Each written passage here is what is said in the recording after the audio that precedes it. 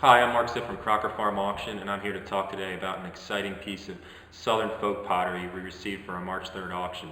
As you can see here, it's a 1-gallon Stoneware face pitcher. We have this fabulous face on this great ovoid early style form.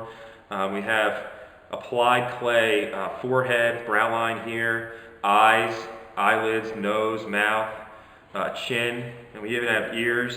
I don't know if you can see this in the picture or not, but we have believe it or not, piercings in the bottom of each ear, which is a really interesting treatment there. All of it's highlighted in cobalt blue, as you can see. These are very rare. They're very rare for any part of the country, but the fact that this is a southern face vessel makes it particularly special.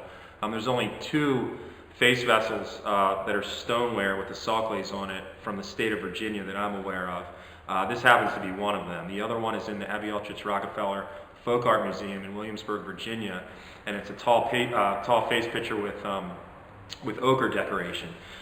This has a classic Shenandoah Valley decoration on the back. You can see these great Germanic tulips coming up from the back. We have small little blossoms, these brush stems here with leaves, and then larger blossoms here.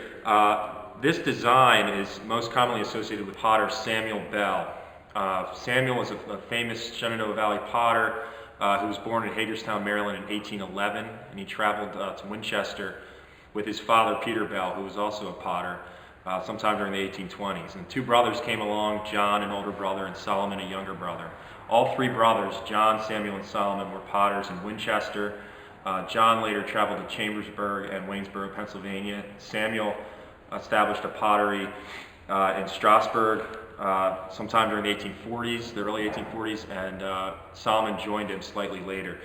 This design is probably the work of Samuel. Now, out of all the Bell potters, with the exception of Peter, Samuel's stuff is the rarest.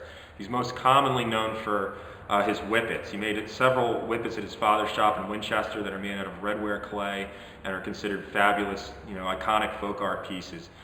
He also made a fair amount of stoneware in Winchester and Strasburg. Some of it bears a rare early mark stamped S. Bell. I feel like if this piece was signed, it would probably bear the S. Bell mark. I would date it to sometime late during the Winchester period or early in the Strasburg period.